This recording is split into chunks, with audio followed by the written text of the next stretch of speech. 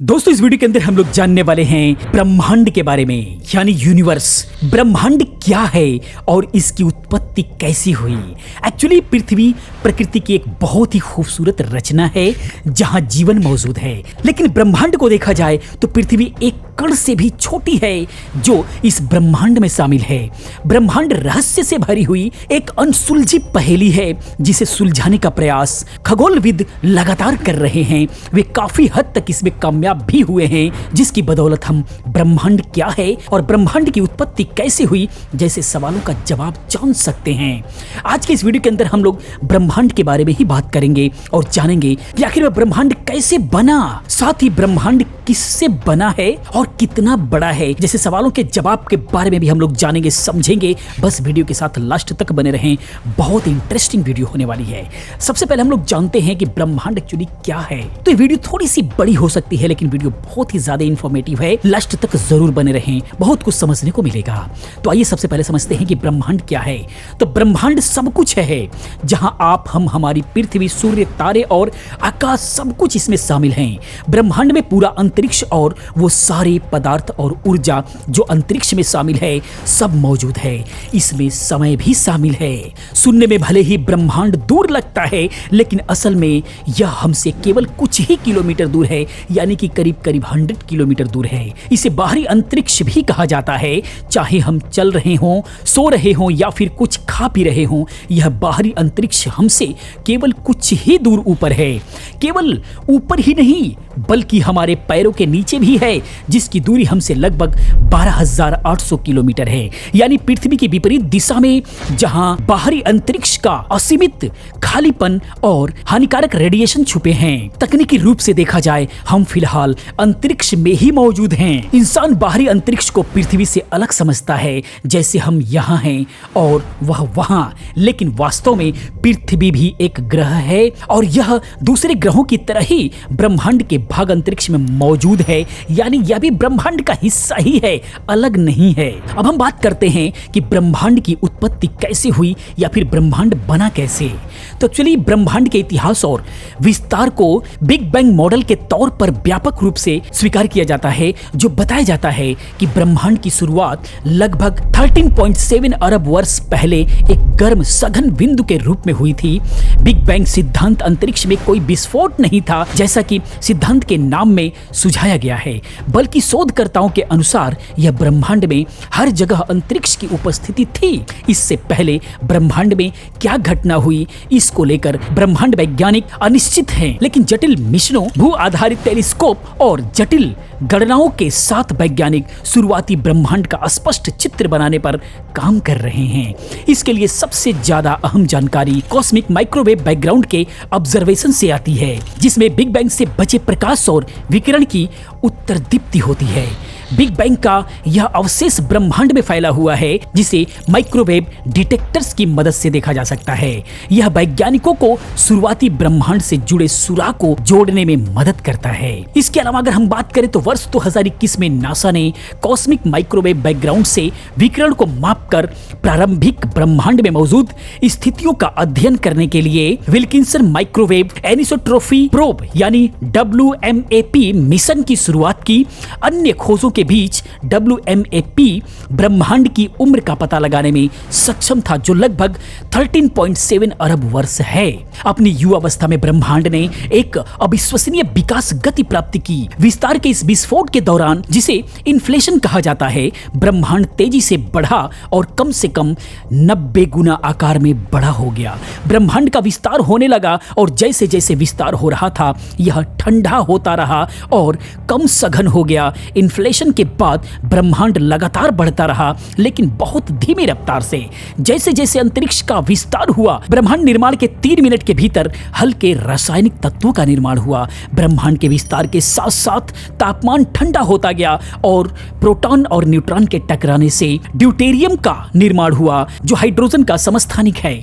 Deuterium का अधिकांश भाग मिलकर हीलियम बनाता है। शुरुआती 3,80,000 वर्षों तक बिग बैंग के बाद ब्रह्मांड निर्माण से निकली उष्मा ने इसे प्रकाश के चमकने के लिए अनिवार्य रूप से गर्म बना दिया। परमाणु पर्याप्त बल के साथ एक साथ टकराकर प्रोटॉन, न्यूट्रॉन और इलेक्ट्रॉन के घने अपारदर्शी प्लाज्मा में टूट गए, जो कोहरे की तरह प्रकाश बिखेरते थे।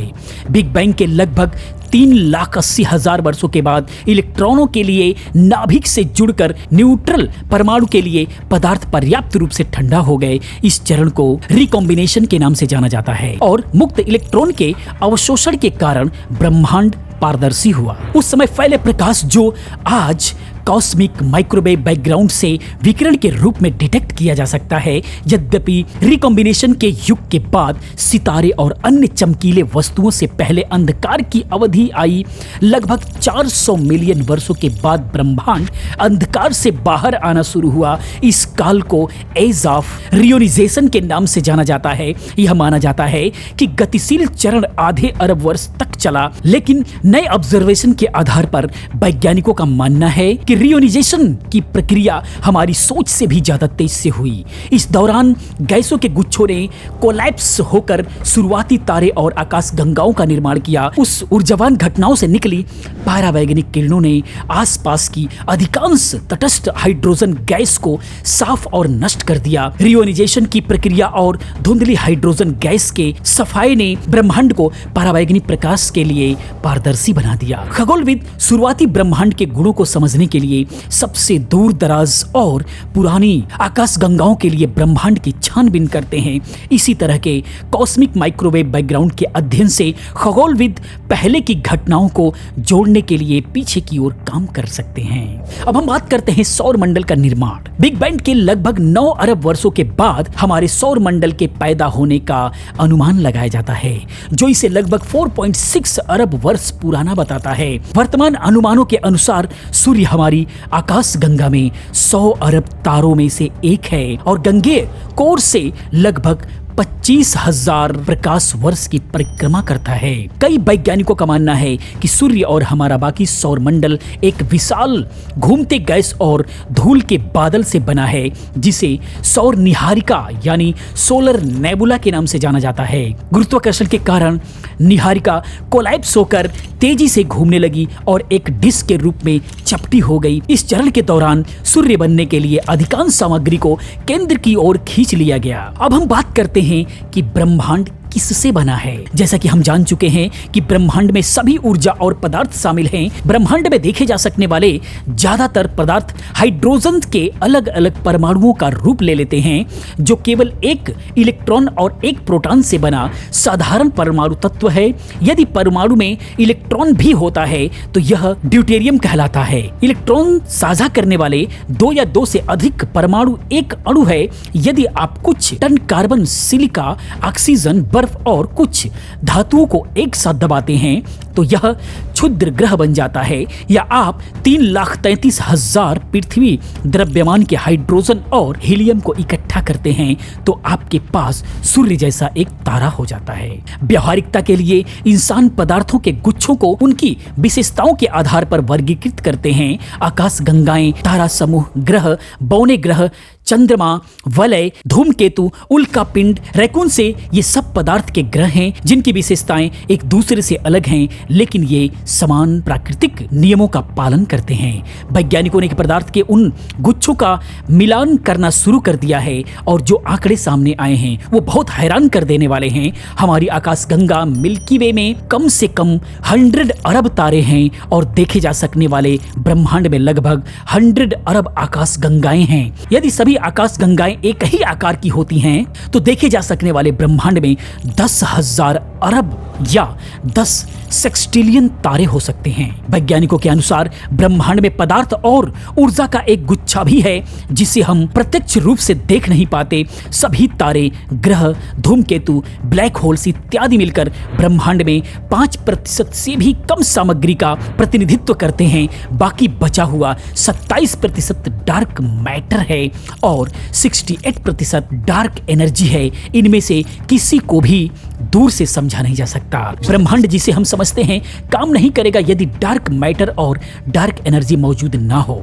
इन्हें डार्क इसलिए कहा जाता है क्योंकि वैज्ञानिक फिलहाल इनका अवलोकन करने के लिए इन्हें स्पष्ट रूप से नहीं देख सकते।